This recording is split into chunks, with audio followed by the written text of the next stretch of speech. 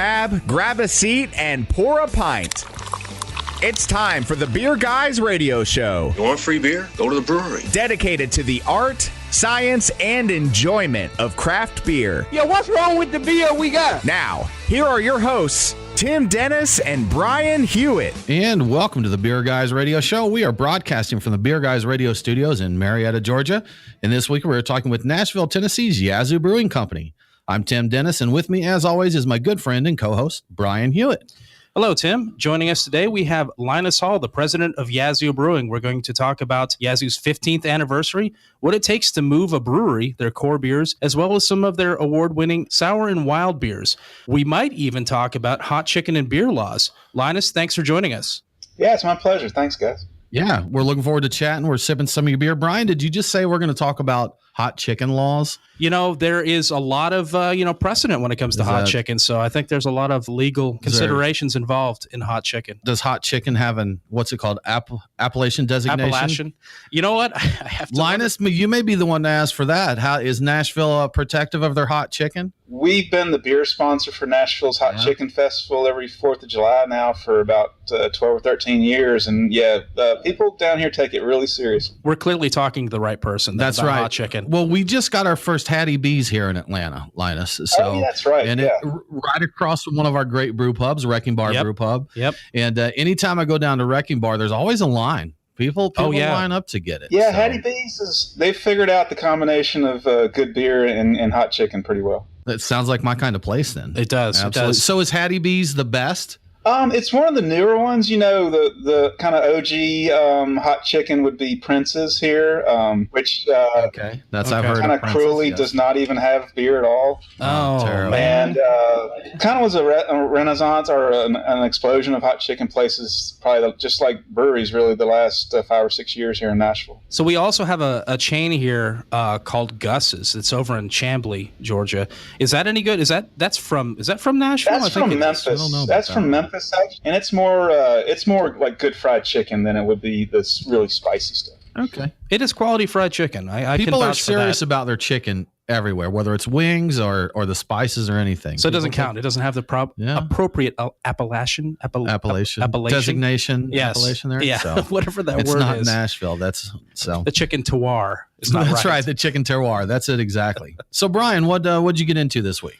So, I did a lot of running around. We went over to Athens, checked out Academia, went over and hit Creature Comforts. We actually had some of a beer we've been sipping on earlier here called Dracula's Blood, which is kind of a trip. It is, yeah. A Berliner with fruit and cocoa nibs in it. Insane. And lactose. And flowers. And hibiscus. Yeah, right. Hibiscus flowers. That's crazy. Man, all over the place. And then the following day, went up to Dahlonega, checked out Etowah Meadery, not the brewery, the meadery, and did a little tour of their facility. And they've got a heck of a list of meads there. They have a lot of variety, a lot more than I expected, more than I thought that they did, and some pretty good ones. Like we did a little pre-gaming with one of their meads, something you brought back. That's a spiced pear. Spiced pearlicious, yeah. Spiced pearlicious. That was tasty. Yeah, it's a good pear flavor, ample spices, as the name indicates. It was really good. I enjoyed that. Absolutely. You know, one I enjoyed over in Athens, another Creature Comforts one, was the Beaujolais, which was a blend of saisons aged in wine barrels. And then that was actually on second use black raspberries and black currants from another beer they do called River Ridge Black. Yeah. So it was second use on that. And that was really good. And my favorite of the trip, Brian, we stopped at Academia Brew Pub. Sure. And I had their Norwegian farmhouse ale, Skull, which was phenomenal. That's really good. Really good. So pretty solid stuff, man. All in all, a good weekend. And I'm into old ales and Scotch ales right now. I've noticed. Yeah. So I've been sipping a lot of those. Had the Curmudgeon's Better Half. Got into a Monday night Last Will and Testament. And just really enjoyed it. That's really good. You know, there was that Dapper Dan 2014 from Cherry Street, which was that was amazing. Because it is the season for that, Brian, being that it is 70 degrees here in Atlanta today. It's time for those kinds 70 of beers. during the day, but maybe 50 or 40 at night. Yeah. So it's that weird time. But Tim, I think it's time for Truck and Tap's Beers of the Week. Crack open a cold one. It's the Truck and Tap Beer of the Week. Woo-hoo! Craft beer and food trucks in downtown Woodstock. Truck and Tap. BeerGuysRadio.com. Well, Brian, as always, we've got a nice lineup of beers to get into. We got a few from Yazoo. We're actually sipping on the Yazoo Pilsner right now. We also have their 15th anniversary Pale Ale. They just celebrated their 15th anniversary. And we have Yazoo Sioux, a real well-known beer for those that know Yazoo, which is a smoked beer. A rock beer. A rock beer. Yeah, that's something right. along those I like lines. So saying we've that. got a few others, but that's we got a little Weldworks here that we're going to get into, some juicy bits that we may get into later. And that is the rundown of our beer. So, Brian, what is happening this week in the news? What's in the news? The beer guys have the scoop. Extra, extra, read all about it. Time for headlines. So today, November 3rd, is the 20th annual Learn to Homebrew Day. So if you haven't done it yet, go to your homebrew store, go get a recipe, put something together and brew up a batch. Find a friend that homebrews and tell them to teach you. Yeah. And there's a lot of places that are some breweries and homebrew stores and homebrew clubs are all running events for that as well. Absolutely, yeah. I know we have a few local ones where they actually have the brewer out there, like you can go ask him questions about homebrewing if you're not homebrewing. So go to your brewery. And if you don't catch the show on November 3rd and know that it's Learn to Homebrew Day, you can still ask a friend to teach you how to homebrew. Yeah, absolutely. And if you happen to be homebrewing today, there's a good chance you'll be using Beersmith. And as it turns out, Beersmith is celebrating its 15th anniversary this week. And for those that don't know what Beersmith is, because if you don't know how to homebrew, you probably don't. Good chance of that. It is a software that helps you create recipes and tells you how to gives you timers, kind of steps you through the brewing process. Yeah, if I understand it correctly, the guy just wrote a bunch of tools because he knew how to program, and it all kind of came together into an actual brewing application that it's in like the third version at this point in Right, time. because a lot of homebrewers will have a spreadsheet to do this or that and little pieces of it. He just Sure. kind of put it all together, right? Put all the pieces together. Good stuff. Another interesting bit of news, the American Homebrewers Association and Zymergy magazine are also turning 40 this month. So the very first issue was published by Charlie Papazian all the way back in 1978. I'd like to get the first copy of Zymergy and That would see be cool. what that is. And that's the homebrewing magazine from the Homebrewers Sure. Association that they send out there. So it'd be kind of cool to see what was hot in homebrewing and what people were talking about at that time. Yeah, I just realized that, man, that magazine is nearly as old as I am. So it kind of feels like 40 years since I last homebrewed a beer, too. Right, I Yeah. know. So 78, what do you think the hot topics were there? Oh, man, the width of your bell bottoms, That's the feathering of your hair. Yeah, how not to stain your velour suit or something. Staying alive while you're homebrewing. All the good stuff. All the important topics there. So anyway, readers of the magazine will notice a new look and feel with the latest issue. Well, you know, Tim, big beer just can't catch a break. I've heard that before. Yeah, I have yeah, heard that. you might Yeah. have.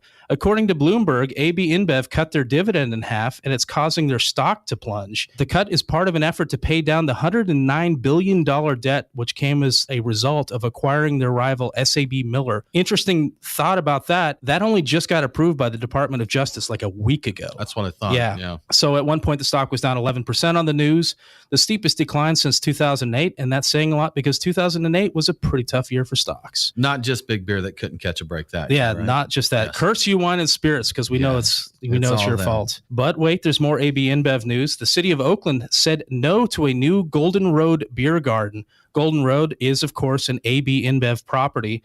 And when I say the city of Oakland, I mean the citizens of the city. There was an uprising. They did not care for them coming in. So the residents of the Temescal neighborhood have been fighting the addition of a brewery in the beer garden since it was announced last year. There were a variety of complaints about it and noise, disturbance, and whatnot. But for the most part, they just didn't like the non-craft beer coming in and invading their area. In other big beer developments, Miller Coors has stopped funding the Hop Research Council, an independent nonprofit organization that is involved in hop breeding and other hop research. They cite industry headwinds being negative, but they're also complaining about the inequitable split of the contributions to the organization. So the research that they're investing in is benefiting people that aren't actually contributing or even members of the contributing organization. It's a pretty significant hit for the organization. Miller Coors has contributed $100,000 in the past, and that's about 16% of the organization's revenue for a year. I mean, they're talking about $100,000. That doesn't seem like that much for Miller Coors. So I think they feel slighted, I guess, because they're contributing more than others who are getting the same benefits from it. They talk about budgetary constraints, but that I don't really think that's the biggest part of it. No. You're listening to the Beer Guys Radio Show. We do need to take a break, but we'll be back very soon to talk with Linus Hall from Yazoo Brewing.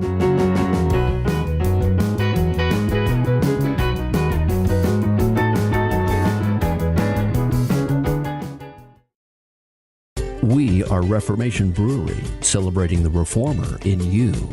Locally crafted within the renowned Etowah watershed of Woodstock, Georgia, Reformation creates yeast-forward brews full of aroma and flavor crafted to last. Come see us in beautiful Woodstock, Georgia, for a tour and tasting of unique brews that you can't find anywhere else. Reformation Brewery, set beer free. ReformationBrewery.com. Craft beer forged with a reverence for tradition and new styles that start a revolution. Ironmonger Brewing.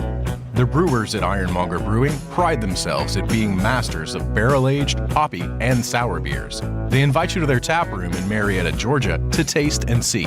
Also visit their barrel room for an intimate drinking experience with great live entertainment. Keep up to date on all things Ironmonger by liking them on Facebook.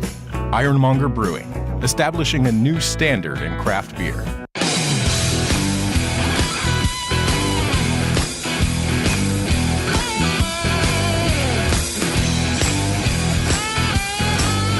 The Beer Guys on Facebook, Twitter, and Instagram. The numbers all go to 11. Does that mean it's louder? Well, it's one louder, isn't it? Now, back to the Beer Guys Radio Show.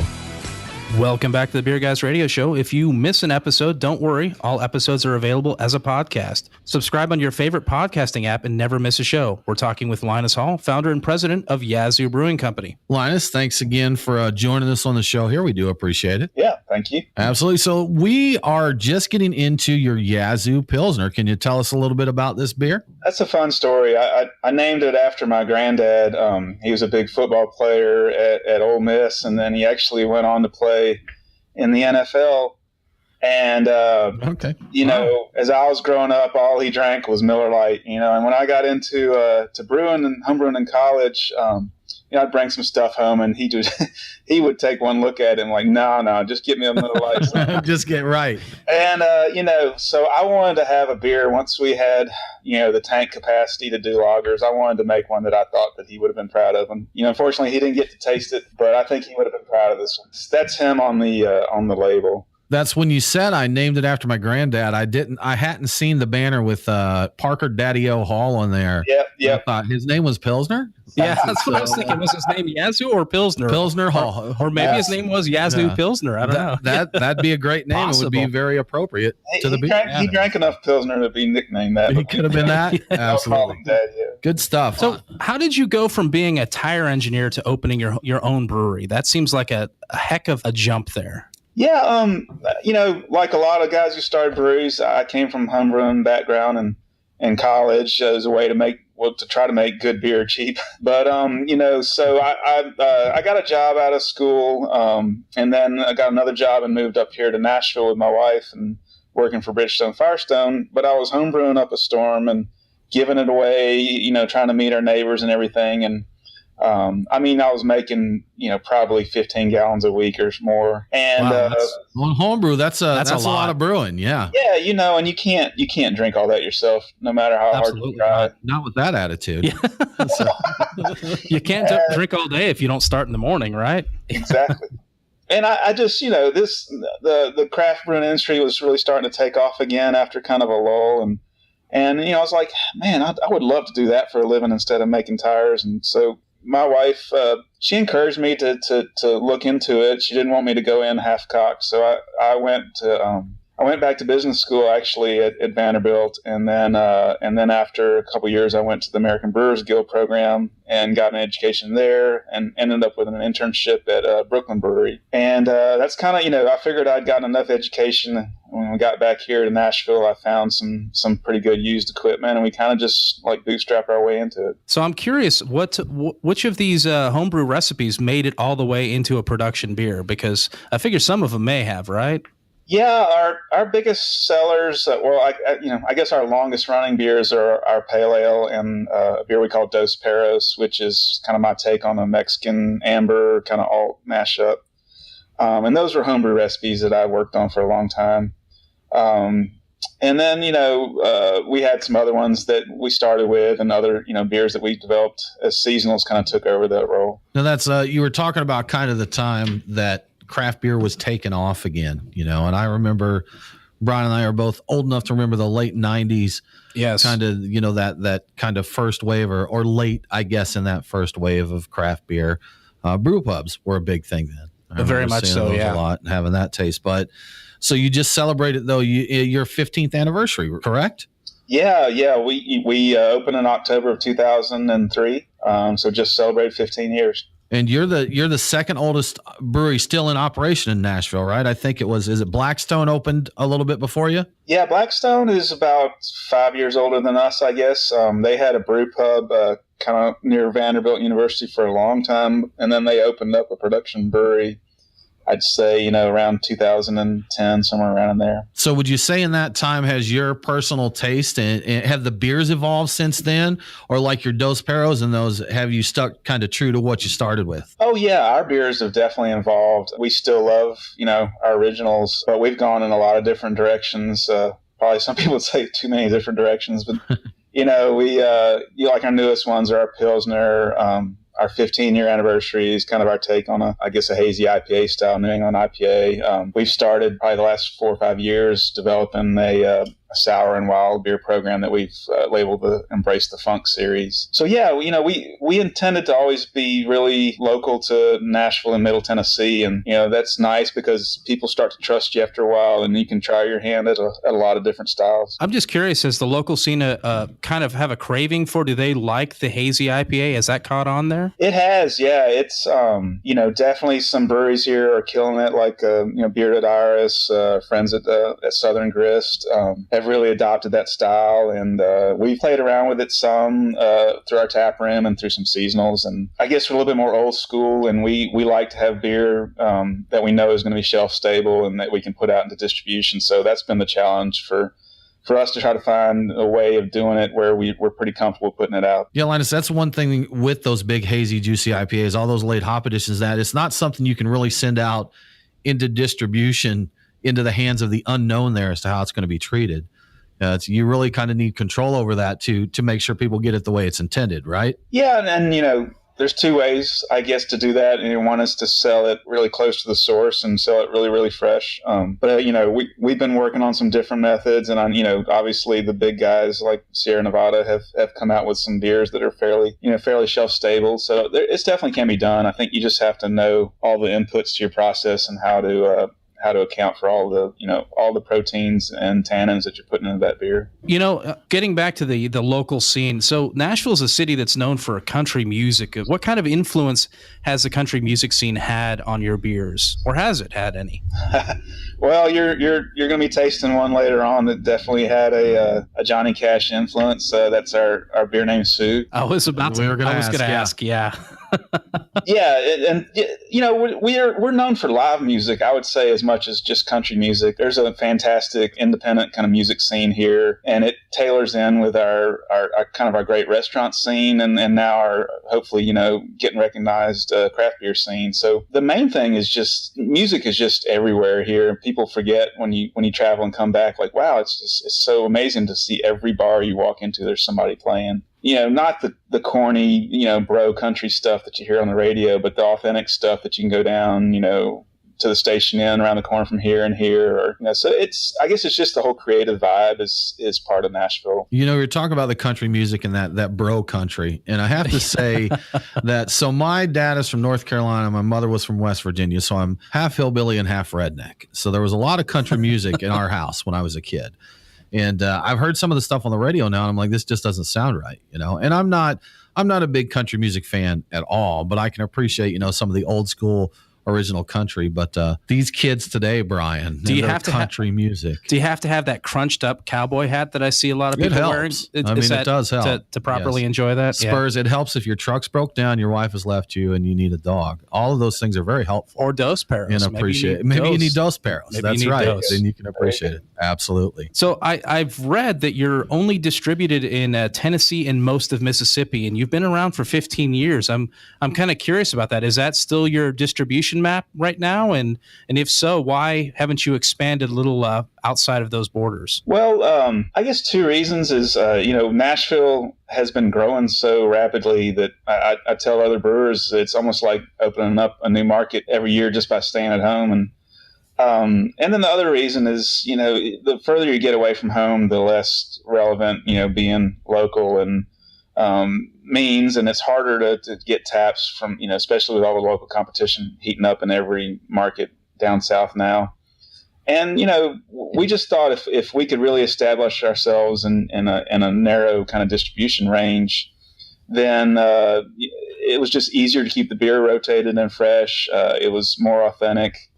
And, really, if you're always chasing growth, as soon as that growth slows down and you've spent several $1 million on new equipment and salespeople and so forth, then, that's when it really comes back to bite you. Yeah, we've seen a lot of breweries that's hit. That Definitely, is for sure. definitely. You're listening to Beer Guys Radio Show. We do need to take a quick break, but we'll be back in just a minute to talk more with Linus from Yazoo Brewing.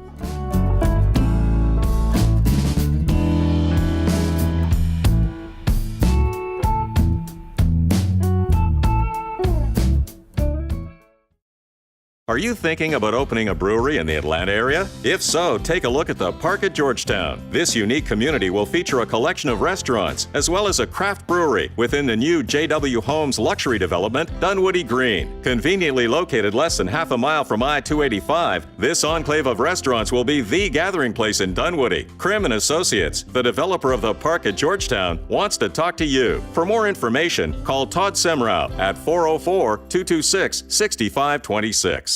It's Brian and Tim, the Beer Guys. If you're like us, no lunch or dinner is complete without a pint or two of craft beer. Which is why Truck and Tap in downtown Woodstock and Alpharetta are always on our list. Tim, why do they call it Truck and Tap? Well, the tap part is easy, Brian. They've got 18 of them. As for the truck part, that's where it gets interesting. Truck and Tap features your favorite Atlanta area food trucks daily, so that way you're getting a different menu every day. Truck and Tap in downtown Woodstock, Alpharetta, and coming soon to Duluth in 2018. Truckandtap.com. Let them know that the Beer Guys sent you.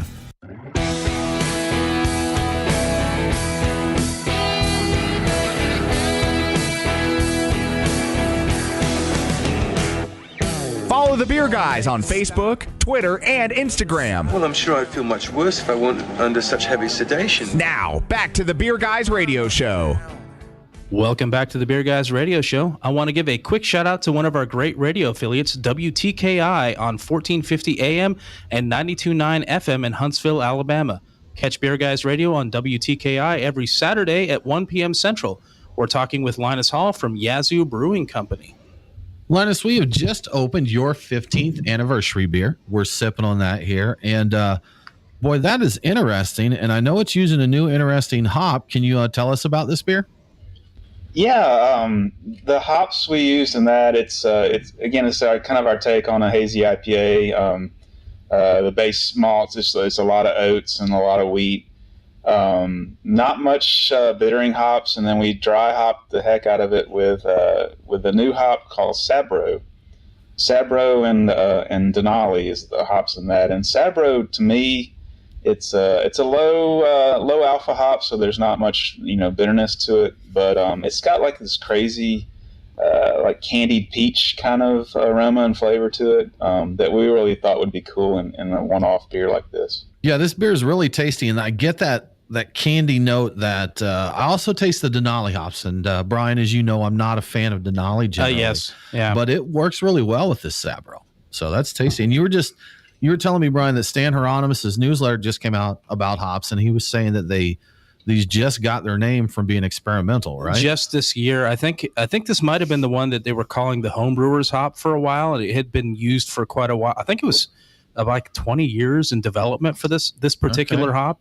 It was a code number for a long time, and it just got the name Sabro like this year, I believe. Interesting. And there are other ones that are following it up, but they have big aspirations for this. They're hoping that this, Mosaic, and Citra are going to be the kings of hops in the future. So the cool kids. They are the cool kids. Hop world, that right? is an unusually interesting candy flavor in there. That's not like anything else I've ever had. That's pretty cool. So Linus, talking about these new and experimental hops, do you do a lot of experimentation with hops there at Yazoo? Yeah, we do. Kind of going all the way back to 2008. If you remember, there was a kind of a mini hop crisis where the prices went through the roof and a lot of varieties weren't available. And so rather than come out with our year-round IPA, we started a series called Hop Projects where Basically every batch or so, we changed up the entire recipe of the hops that we were using and numbered them, and got people's feedback on it.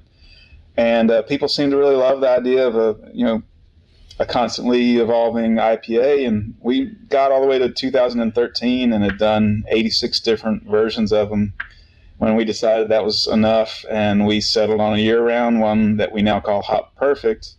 With the idea that, hey, if you've done 86 different versions of one, you can call it perfect if you want to.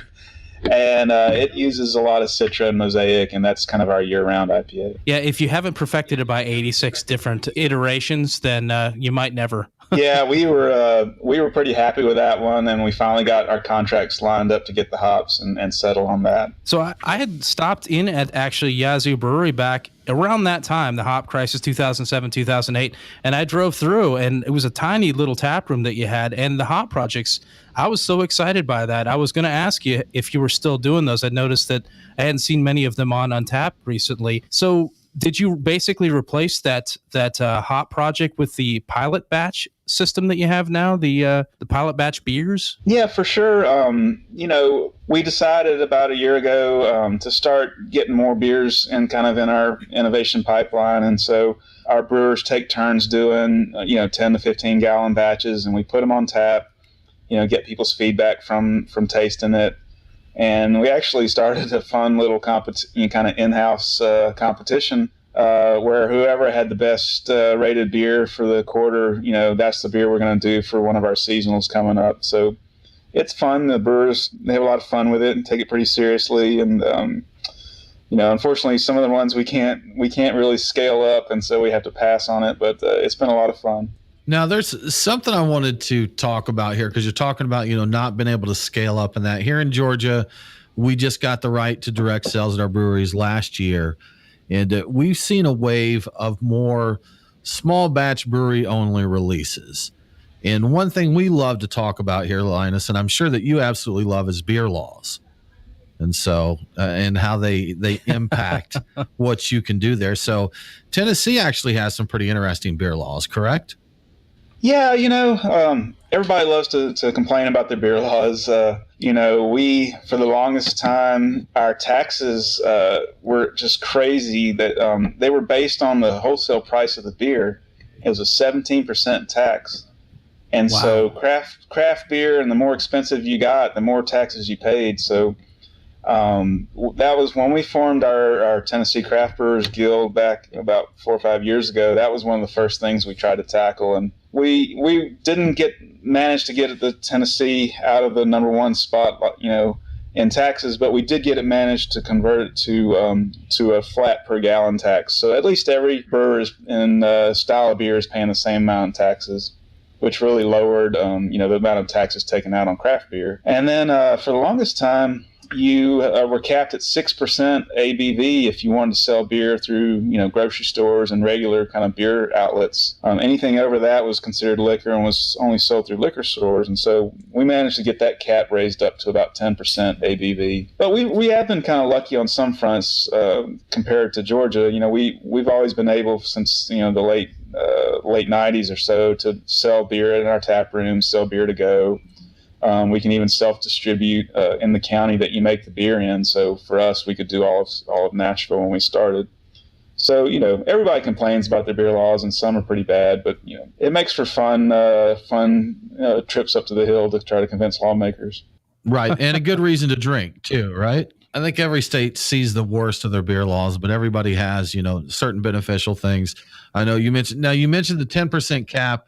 Is that your full cap now, or just for, I guess, what they call grocery store beer or whatever? Yeah, anything above that, for the manufacturer, you need a different license, and then you have to sell it through liquor stores. So okay, a lot of brewers, 10% is pretty good. So a lot of us haven't gone through the hassle again of renewing those high manufacturing licenses. Because at the time you started making Sue, you actually had to get that high gravity license to do Sue, correct? Well, that's a good story. The laws were so vague. There wasn't a way to make high gravity beer in Tennessee. You could sell it, but you couldn't make it, and which we thought was kind of ridiculous. So we went to the ABC and said, "This is kind of silly. You know, what do we need to do to get this fixed?" And so they granted us a distillery license. And for a while, we were the only brewery in Tennessee with a distillery license making high gravity beer since Prohibition. So you could distill if you wanted to as well, and that would be perfectly fine in the state of Tennessee. Brewing. Yeah, as far as the state was concerned, that we could have distilled 10% beer or Everclear. Yeah, you be the judge. You decide. Could you blend the two? Yeah. Good. Yes. Yeah. So could you make, with the way they were doing that law or the way the laws are now, could you do, say, I saw, you know what, earlier this week, Black Tuesday release from the brewery. Sure. Yeah. Which is one I used to always get. And this year's version is 19.2%, which is, so could you do something like that, say 20%, just as long as you sold it through the liquor store channels? We could. We would have to go back to the TTB, the ATF, and get that license federally. But the state of Tennessee, anything above 6% is considered liquor. Well, back in there, now it's 10%. Yeah. Now it's 10%. Okay. Yeah, like we said, every state has their own crazy laws, and it's interesting to me though. No state is, I don't know if offended is the right word, but no state seems offended or seems to protect the same thing. One state will say we can't do this because of that. The other one will say you have to do this because of that. That's true. So it doesn't matter. Good old beer laws. Always fun, right? Yeah, that's so crazy. And I remember I've gone into beer stores that are right next to liquor stores. I think the same people own them. I think that's legal. And anything, I remember having to buy Sue actually in the liquor side of it, which I thought was just absolutely nuts. But you know what? Hey, you guys could distribute it in your own county. We couldn't. So self-distribute. Still can. Yeah, still can. Yeah, absolutely. Actually. Yeah. You're listening to the Beer Guys Radio Show. We do need to take a break, but we'll be back soon to talk more with Linus Hall from Yazoo Brewing Company.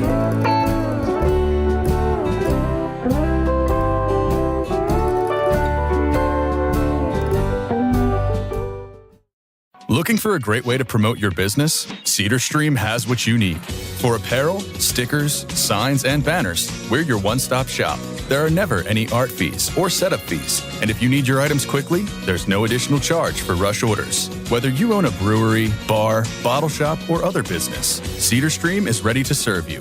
Visit cedarstream.com for more info or call 800-686-7488 for immediate assistance. CedarStream. We print America. Craft beer forged with a reverence for tradition and new styles that start a revolution. Ironmonger Brewing. The brewers at Ironmonger Brewing pride themselves at being masters of barrel-aged, hoppy, and sour beers. They invite you to their tap room in Marietta, Georgia to taste and see. Also visit their barrel room for an intimate drinking experience with great live entertainment. Keep up to date on all things Ironmonger by liking them on Facebook. Ironmonger Brewing, establishing a new standard in craft beer.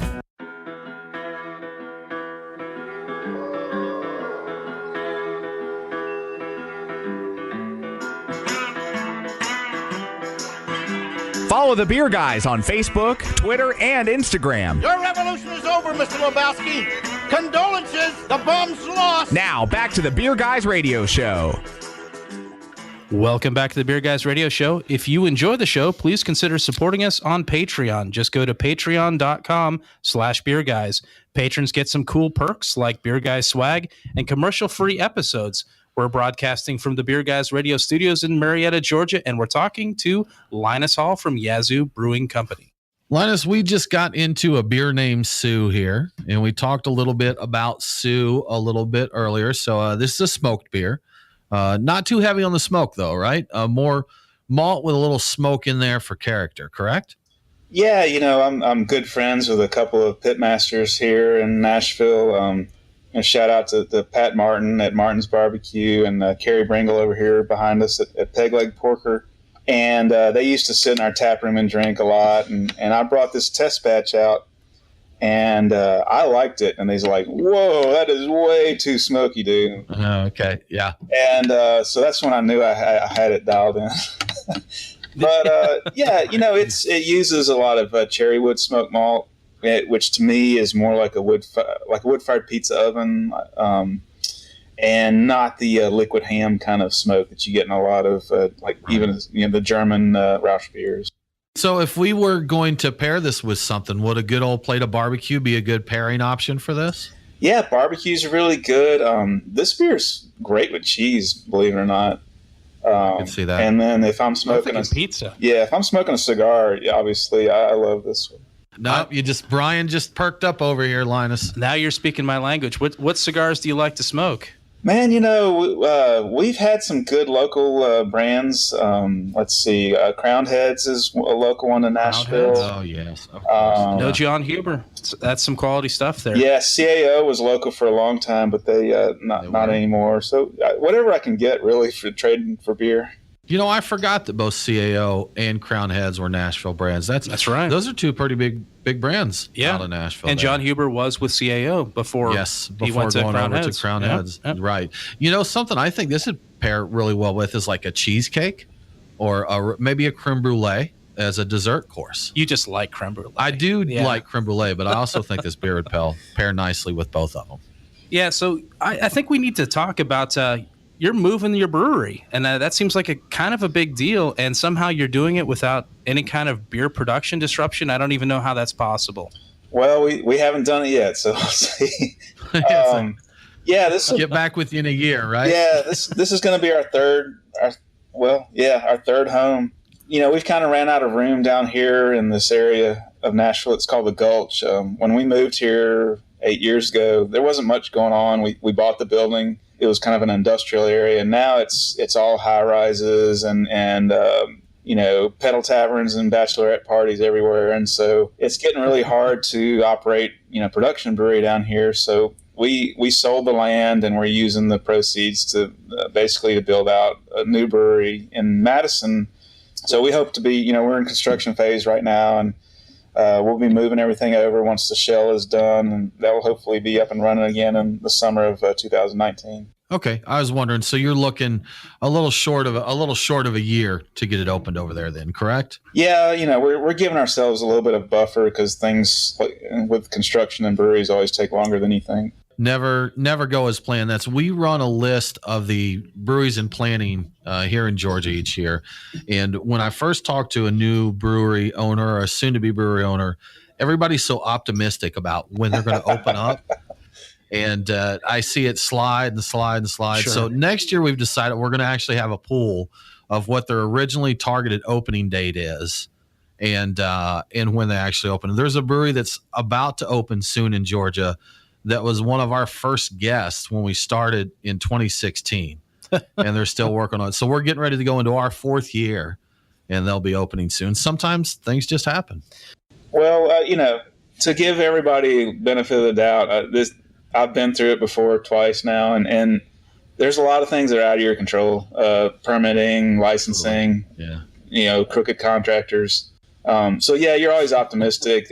But one thing I've learned is never give a firm date until you're open. Just, roll the doors open and say, hey, here we are. Sure. In a project like that, you've got several hands involved, and there's no way you can predict anything when there's that many people involved in it. Absolutely. So that's with moving the brewery. What do you see as your biggest challenges now? We talk a lot about starting a new brewery, but is there anything you look at right now that you think is going to be your biggest challenge in actually moving like that? That's all just planning and making it happen. The things like most breweries our size that keep me awake at night is just the kind of changing dynamics of the whole industry right now. We've got a lot of breweries that have been purchased by, Miller Coors and ABI that, now have just tons of distribution and everywhere you look. And then you've got tap rooms popping up on every corner where you used to have a good corner bar that sold a lot of craft beer. So it's kind of like you're getting, whacked at both ends. So, I think, we'll get through this move fine. And I'm just kind of wondering what's happening next for the industry in the next couple of years. Are you feeling the pinch any yet with the expansion there? I know we're seeing some of our breweries here that, 5-10 years ago, they wouldn't have had any competition, but now we're double the size we were 5 years ago here. Yeah, it's just, it's a lot of different forms of competition. I guess before we were competing against, other craft brewers that we knew and respected. And now you've got the muscle of the big guys coming in on, the grocery store chains, the convenience store chains, sports stadiums and stuff. But then you also have a lot of new breweries starting up that are really just taproom focused and are kind of taking the place of traditional bars and corner pubs and stuff. So we're not struggling against it. It's just, the growth that used to be there and used to seem so easy is definitely not there anymore. Sure. Interesting to see how it's going to change. Definitely going to change, though. Sure. Before we run out of time, we definitely have to talk about the Embrace the Funk, your sour and wild and barrel beer program. You just released, I'm going to say this, and I don't know if I'm going to say it right, Deux Rouges. I think it's two reds, I think, in French. Yeah, exactly. That just came out, right? Tell us about that beer. Yeah, kind of the backstory from Embrace the Funk is I'd been friends with another home brewer named Brandon Jones here in Nashville for a long time. And my wife and I finally took our long-awaited bicycle trip through Belgium about 10 years after we thought we would, around 2012. And I came back just all fired up about figuring out some way to make those styles of beers that we had tasted. And I knew Brandon had gotten into making a lot of wild and sour beers and had started a blog called Embrace the Funk, where he actually had some great interviews with people who were making those styles of beer and teaching him all their different techniques. And so we started a little program upstairs here in the brewery, just a couple barrels. And then he had a recipe he really wanted to do. And so we went over to our old brewery, which was in the old Marathon Motorworks building. Still had a 10-barrel system set up there, but it was used now for a distillery making their wash. And so we talked them into letting them use it on the weekend again. And we made a 10-barrel batch of what ended up being called Deux Rouges. It's a Flanders Red style beer that's aged in the freshly dumped Merlot barrels. We do a straight up version of it, a blend of a couple different years. Then we always do a different fruited version, cherry, which won a medal at GABF a couple years ago. We do a cassis version. We do all different kinds of fruits. And so, we just had our annual release of that beer about 2 or 3 weeks ago. Was that the first beer that you bottled from a French oak photo? Because I saw that on your social media. Was that the beer, or was it a different beer? No, we have that. Once the labels are done, we'll be releasing that here shortly. It's kind of a dark sour. I would say it's not. How would I describe it? It's different than a Flanders. There's a little bit more dark malts in it, and there's we're going to do a lot of different fruited versions of it. So just kind of an open interpretation of what the beer is, not going to nail any certain style guidelines. Yeah, we once we got into our separate facility for our Embrace the Funk, it's about 6,000 square feet. We started buying some foeders. We've bought all different kinds. But we have one that's a French oak, and we thought that'd be perfect for kind of a dark base sour. Awesome. Well, Linus, thanks so much for joining us. We really do appreciate it. If folks want to find out more about what is going on with Yazoo Brewing Company, what's the best way for them to do that? Well, there's always our Facebook, which is Yazoo Brew, Twitter and Instagram are at Yazoo Brew. And our website usually has updated hours and everything for the tap room, which is yazoobrew.com. That about wraps it up for this episode of the Beer Guys Radio Show. Coming up next week, we're talking with Chad Jacobson and Troy Montrone from Crooked Stave. For more craft beer info, follow us online. We're Beer Guys Radio on Facebook, Twitter, and Instagram. Make sure to subscribe to the show on Apple Podcasts, Google Podcasts, or your favorite podcasting app. Thanks again for tuning in. Have a great week, and don't forget to drink local. Cheers. The Beer Guys Radio Show on the Beer Guys Radio Network. BeerGuysRadio.com.